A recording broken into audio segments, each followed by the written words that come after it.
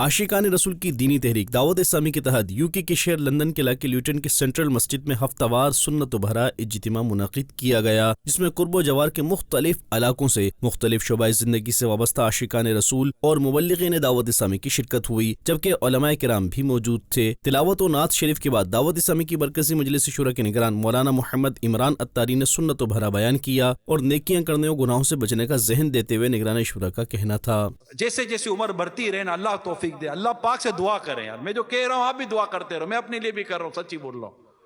اللہ پاک سے دعا کرے، یا اللہ عمر بڑھ رہی ہے، نیکی کی توفیق دے دے، تقوی دے دے، پرہیزگاری دے دے، گناہوں سے جان چھڑا دے مولا۔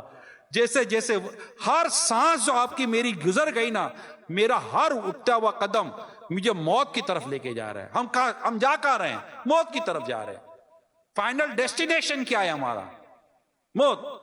کلوز، فائل کلوز ہو جائے گی۔ اچھا، اب اس کے لیے کہاں عمر کا مسئلہ ہے کہ جناب ابھی تو بہت عمر باقی ہے؟ کس نے کہہ دیا؟ اٹھاؤ آپ ریسرچ، اس پر ورلڈ وائڈ ریسرچ اٹھاؤ۔ زیادہ تر جو موت ہو رہی ہے 30 اور 40 سال کے درمیان کے لوگوں میں موت واقعی ہو رہی ہے۔ ارے بوڑھا ہوتا ہی کب ہے بندہ؟ مگر مصیبت تو یہ کہ بوڑھا ہونے کے بعد ہی بیچارہ نہیں مان رہا، مسجد میں نہیں آ رہا، عبادت نہیں کر رہا، نماز نہیں پڑھ رہا، زکوٰۃ نہیں دے رہا، اسی میں مال لگا ہوا ہے، بیٹے کے پیچھے پڑا ہوا ہے، کما لے کما لے کما لے۔ ارے بابا جان بولو، اللہ کو راضی کر لے، راضی کر لے، راضی کر لے۔ مفتی احمد یار خان نعیمی علیہ رحمہ فرماتے ہیں کہ اپنے بچوں کو مالدار نہیں، اپنے بچوں کو مالدار نہیں، دیندار کر کے مرو۔